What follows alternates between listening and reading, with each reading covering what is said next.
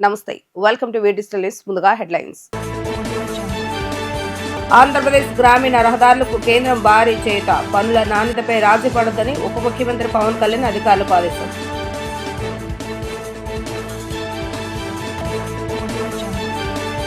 డెబ్బయో రోజు ప్రజా దర్బార్ నిర్వహించిన మంత్రి నారా లోకేష్. ప్రతి ఒక్కరి నుంచి వినతులు స్వీకరించిన యువనేత.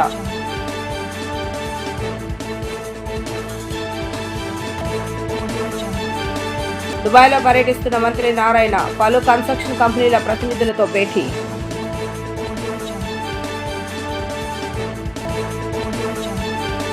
గ్రామీణ రహదారుల నిర్మాణంలో రాజీ పడవద్దని, నాణ్యంగా నిర్మించాలని ఉప ముఖ్యమంత్రి పవన్ కళ్యాణ్ ఆదేశించారు. నిర్మాణానంతరం ఆయా రహదారులపై గుంతలు పడితే దానికి అధికారులే బాధ్యత వహించవలసి ఉంటుందని ఆయన హెచ్చరించారు. రాష్ట్రంలోని గ్రామీణ రహదారుల నిర్మాణానికి కేంద్ర ప్రభుత్వం ఇస్తున్న శాస్త్రీ పథకాన్ని సద్వినియోగం చేసుకోవాలని సూచించారు. ఈ పథకం కింద రాష్ట్రానికి 2,000 కోట్ల నిధులు సమకూరాలని తెలిపారు.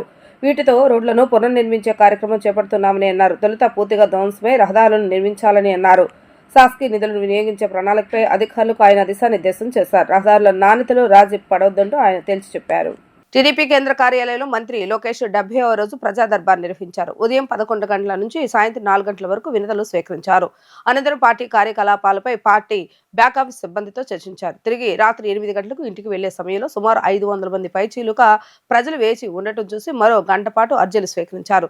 సుమారు 10 గంటల పాటు పార్టీ కార్యాలయంలోనే ఆయన గడిపారు. లోకేష్ ను కలిసి సమస్యలు విన్నవించుకునేందుకు రాష్ట్రం నలుమూల నుంచి ప్రజలు, పార్టీ కార్యకర్తలు పెద్ద ఎత్తున కార్యాలయానికి తరలి వచ్చారు. సుమారు 5 గంటల పాటు 4,000 మందికి పైగా లోకేష్ ను కలిసి వారి సమస్యలను విన్నవించుకున్నారు. ఏపీ జెన్కో ట్రాన్స్కో స్కీములలో పనిచేస్తున్న సుమారు 23,500 మంది కాంట్రాక్టు కార్మికుల సమస్యలు పరిష్కరించాలని ఆంధ్ర రాష్ట్ర పవర్ ఎంప్లాయీస్ యూనియన్ ప్రతినిధి లోకేష్ కు కలిసి విజ్ఞప్తి చేశారు. వేతన సవరణ చేయడంతో పాటు ఉద్యోగాలను క్రమబద్ధీకరించాలని కోరారు. పరిశీలించి తగిన చర్యలు తీసుకుంటామని లోకేష్ హామీ ఇచ్చారు. ఏపీ రాష్ట్ర వైద్య ఆరోగ్య శాఖలోని పారామెడికల్ విభాగంలో ఖాళీగా ఉన్న హెల్త్ అసిస్టెంట్ మెయిల్ పోస్టుల భర్తీకి తగిన చర్యలు తీసుకోవాలని an employment paramedical health assistant association ప్రతినిధులు మంత్రిని కోరారు. ఎక్కువగా ఫిర్యాదులు భూ వివాదాలకు సంబంధించివి వచ్చాయి. మంత్రి నారాయణ బృందం దుబాయ్లో పర్యటిస్తుంది. రాష్ట్రానికి పెట్టుబడుల సాధన కోసం 3 రోజులుగా దుబాయ్లో మంత్రి నారాయణ బృందం పర్యటన కొనసాగుతుంది. బిఏఆ ఫెసిలిటీ, టెక్టాన్ ఇంజనీరింగ్, అరబ్ ఇండియా స్పేసెస్ కంపెనీల ప్రతినిధులతో మంత్రి సమావేశం కానున్నారు. వేస్ట్ మేనేజ్మెంట్ రికవరీ ప్లాంట్లు, వైద్య రంగంలో బిఏఆ ఫెసిలిటీ సంస్థ ప్రపంచ ప్రసిద్ధి పొందింది. విద్యుత్, ఆయిల్, గ్యాస్, వాటర్ ప్రాజెక్ట్స్ నిర్మాణంలో టెక్టాన్ ఇంజనీరింగ్ అండ్ కన్స్ట్రక్షన్ కంపెనీ పేరుగాంచింది. ప్రపంచంలో ఆహార ధాన్యాల ఎగుమతిలో అరబ్ ఇండియా స్పేసెస్ సంస్థ 2వ స్థానంలో ఉంది. ఈ క్రమంలో ఆయా సంస్థల చైర్మన్లతో మంత్రి నారాయణ సమావేశమై ఏపీలో పెట్టుబడులు పెట్టాలని ఆహ్వానించనున్నారు. రాష్ట్ర వ్యాప్తంగా ఉన్న 9 ఐటీడీఏలో ఉన్న 750 గిరిజన పాఠశాల మౌలిక వసతుల కల్పనకు రాష్ట్ర ప్రభుత్వం 113 కోట్ల రూపాయలు మంజూరు చేసినట్లుగా రాష్ట్ర మహిళా అభివృద్ధి మరియు శిశు సంక్షేమం, గిరిజన సంక్షేమ శాఖ మంత్రి గుమ్మడి సంధ్యారాణి పేర్కొన్నారు. ఇందులో 83 కోట్లను గిరిజన ఆశ్రమ పాఠశాలకు, 30 కోట్లను గురుకుల పాఠశాలకు ఇవ్వడం జరిగిందన్నారు. రాష్ట్ర సచివాలయ ప్రచార విభాగంలో మంత్రి పాత్రికేయులతో మాట్లాడుతూ కూటమి ప్రభుత్వం అధికారంలోకి వచ్చిన వెంటనే గిరిజన పాఠశాల మౌలిక వసతుల కల్పనకై గత ఏడాది 155 కోట్లను వెచ్చించడం జరిగిందన్నారు. ఈ ఏడాది కూడా మరిన్ని మౌలిక వసతులను కల్పించాలనే లక్ష్యంతో 113 కోట్లను మంజూరు చేయడం జరిగిందన్నారు. హాస్టల్స్లో గత కాలంలో మౌలిక సదుపాయాల కల్పన లేక నాట్ ఈవెన్ ప్లేట్లు, కంచాలు, ప్లేట్లు, గ్లాసులు, పెట్టెలు ఇవి కూడా ఇచ్చే నాదుడు లేక ఇబ్బంది పడినటువంటి సమయం నుంచి ఈరోజు పూర్తిగా అన్ని సదుపాయాలు ఇస్తూ 155 కోట్లు ఫస్ట్ మేము శాంక్షన్ చేసాం లాస్ట్ ఇయర్ మౌలిక సదుపాయాల కోసం. చాలా హాస్టల్స్కి అన్ని రకాల మౌలిక సదుపాయాలు కల్పించడం జరుగుతూ వచ్చింది. ఈ మధ్యకాలంలో ఏ హాస్టల్స్లో ఇంకా ఆర్ఓ ప్లాంట్స్ లేవు, వాష్రూమ్స్ లేవు, లేదా చిన్న చిన్న రిపేర్స్ ఉన్నాయి, అట్లాంటివన్నీ కూడా గుర్తించి ముఖ్యమంత్రి గారి దృష్టికి తీసుకురావడం కూడా జరిగింది. ఈ 2 నెలల్లో మీ అందరికీ తెలుసు, వర్షాలు పడిన తర్వాత గిరిజన ప్రాంతాల్లో వస్తున్నటువంటి మార్పులు కానీ జరుగుతున్నటువంటి చిన్న చిన్న విషయాలన్నీ మీకు తెలుసు. కాబట్టి 113 కోట్లు ముఖ్యమంత్రి గారు శాంక్షన్ చేశారు. దానికి నా ప్రత్యేకమైన ధన్యవాదాలు. 113 కోట్లలో 30 కోట్లు గురుకులాలకు, 83 కోట్లు ఆశ్రమ పాఠశాలలకు ఇవ్వటం జరిగింది. మీ అందరికి కూడా తెలుసు, మాకు టోటల్గా 757 మొత్తం స్కూల్స్ ఉన్నాయి. 757 స్కూల్స్ టోటల్గా ఉన్నాయి. ఎందుకంటే మొన్న 757 స్కూల్స్ ఉన్నాయంటే కొంతమంది ఎవరో కామెంట్ చేశారు 700 ఎక్కడున్నాయి అని. వాళ్ళకి తెలుసో లేదో ఆ విషయం కూడా చెప్దాం అనుకుంటున్నాను నేను. గురుకులాలు 199 ఉన్నాయి. అందులో ఈఎంఆర్ఎస్ కలుపుకొని, యాక్చువల్గా ఈఎంఆర్ఎస్ అయితే మనకి ఈఎంఆర్ఎస్ అయితే మనకి 28 ఉన్నాయి. టోటల్ కలిపి 199 గురుకులాలు ఉన్నాయి. అంటే ఆశ్రమ్ స్కూల్స్ 371 ఉంటే, పోస్ట్ మెట్రిక్ 170 ఉన్నాయి, ప్రీ మెట్రిక్ ఏమో 17 ఉన్నాయి. ఇవి కలిపి 558. ఈ గురుకులాలు ఇవి అన్నీ కలిపి మనకి 757 మొత్తం నా డిపార్ట్మెంట్లో ఉన్నటువంటి గిరిజన పిల్లలకి కావలసినటువంటి స్కూల్స్, హాస్టల్స్ ఉన్నాయి. వీటికి కావలసినటువంటి మౌలిక సదుపాయాలకి అక్కడ ఉన్నటువంటి మేము యాక్చువల్గా ఏం చేస్తాం అంటే స్వచ్ఛ భారత్లో స్వచ్ఛాంధ్ర దీనిలో మనం టాయిలెట్స్ పెడితే 2012 టాయిలెట్స్ ఆల్రెడీ శాంక్షన్ అయ్యాయి. అక్కడ ఉన్నటువంటి పిల్లల రేషియో ప్రకారం కొన్ని హాస్టల్స్కి 30, కొన్ని హాస్టల్స్కి 40, కొన్ని హాస్టల్స్కి అలా శాంక్షన్ అవుతున్నాయి. అలా కూడా కట్టించుకోవడానికి ఆల్రెడీ స్టార్ట్ చేయడం కూడా జరిగింది. అవి పనులు కూడా జరుగుతున్నాయి, అవి జరుగుతూ వెళ్తున్నాయి. అలాగే ఆర్ఓ ప్లాంట్స్ కూడా పెట్టిస్తున్నాం. మంగళగిరి శ్రీ లక్ష్మీ నరసింహస్వామి వారి ఆలయ ప్రాంగణంలో అయ్యప్ప భక్తుల ఆధ్వర్యంలో నిర్వహించిన అయ్యప్ప స్వామి మహాపడిపూజ కార్యక్రమంలో విద్యా ఐటీ శాఖ మంత్రి నారా లోకేష్ ముఖ్య అతిథిగా పాల్గొన్నారు. ముందుగా ఆలయ ప్రాంగణానికి చేరుకున్న మంత్రి లోకేష్ కు నిర్వాహకులు ఘన స్వాగతం పలికారు. అనంతరం మహాపడిపూజ కార్యక్రమాన్ని మంత్రి ఆసక్తిగా వీక్షించారు, స్వామివారిని దర్శించుకున్నారు. ఈ సందర్భంగా శ్రీ మధు నంబుద్రి గురుస్వామి ఆధ్వర్యంలో ప్రత్యేక పూజా కార్యక్రమాలు, అభిషేకాలు నిర్వహించారు. ఈ కార్యక్రమంలో అయ్యప్ప స్వాములు, శివస్వాములు, భవానీలతో పాటు పెద్ద ఎత్తున భక్తులు, కూటమి నాయకులు పాల్గొన్నారు.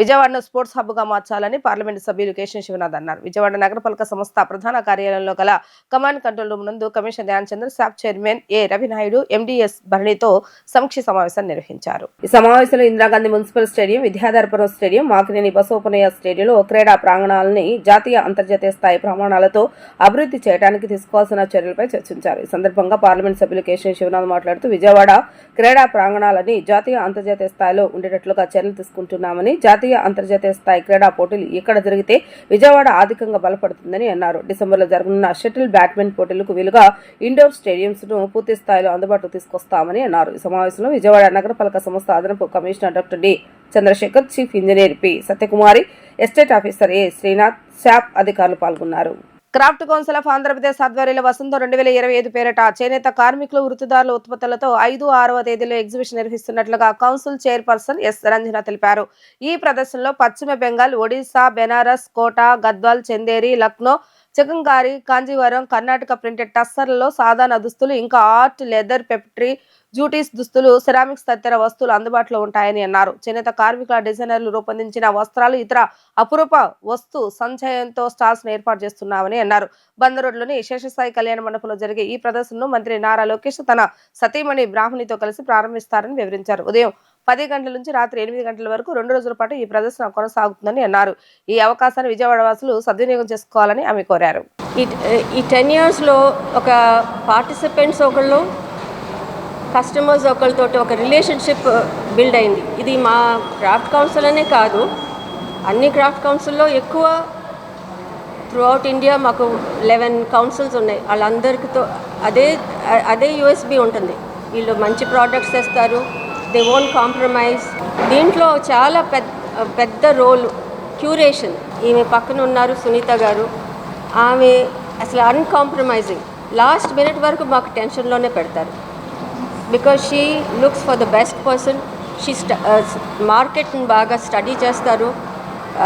ఏది నచ్చుతుంది అండ్ వాట్ గోస్. ఒకటి మనకి are willing to pay for that now. ఇదివరకు అయితే అనేవారు అమ్మో అని అనుకునేవారు హ్యాండ్లూమ్స్ అనేసరికి.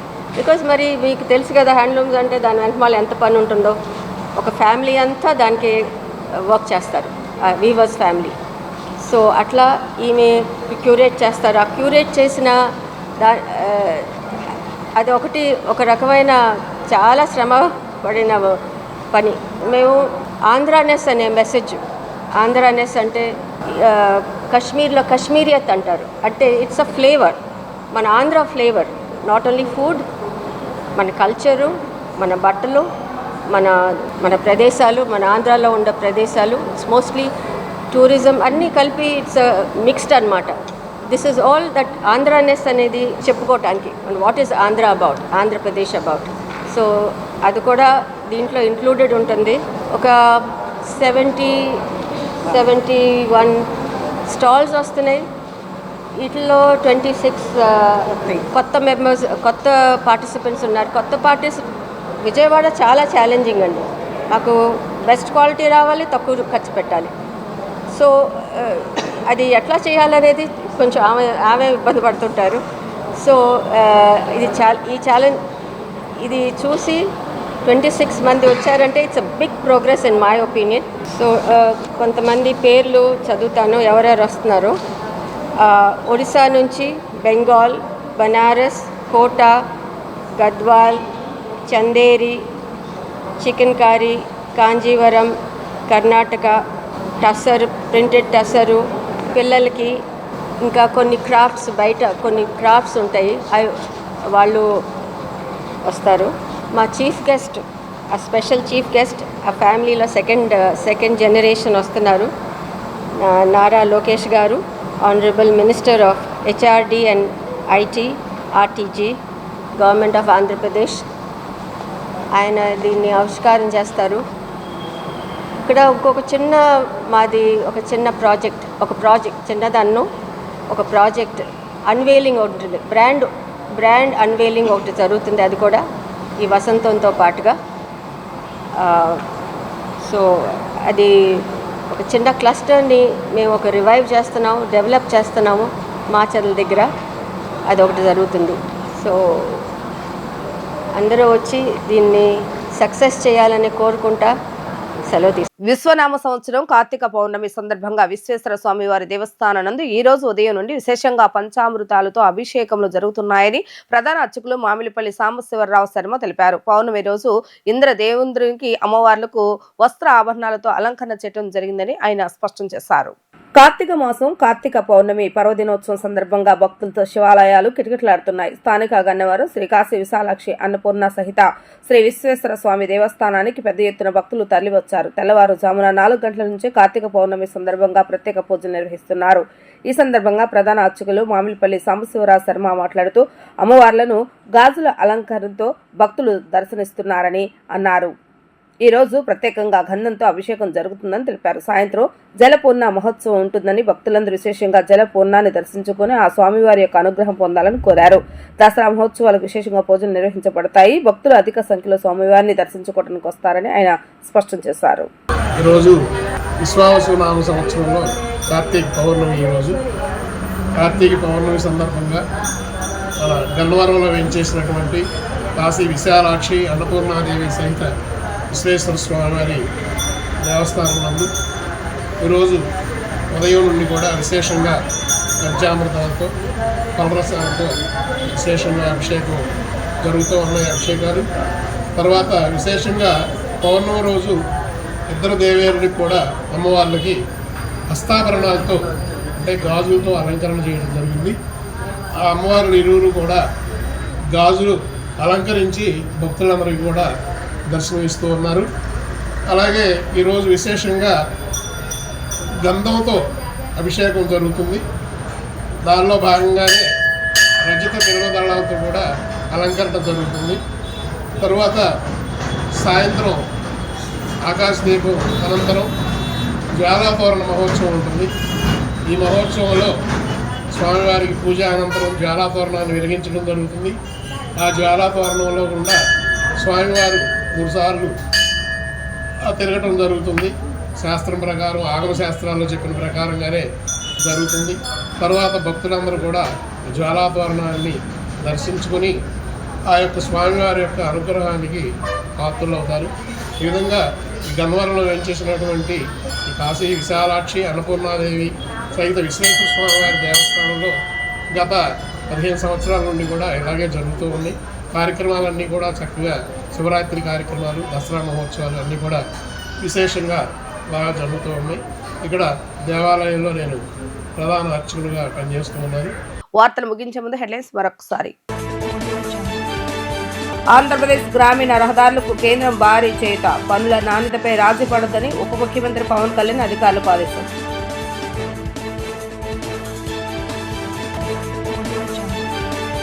డెబ్బైవ రోజు ప్రజా దర్బార్ నిర్వహించిన మంత్రి నారా లోకేష్, ప్రతి ఒక్కరి నుంచి వినతులు స్వీకరించిన యువనేత.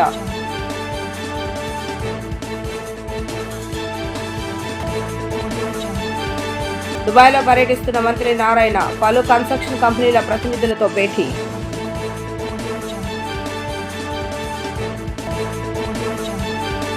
ఇవి ఈ రోజు వార్తా విశేషాలు. మరలా 3 ప్రసారమయ్యే వార్తలో మళ్ళీ కలుద్దాం. అంతవరకు సెలవు, నమస్కారం.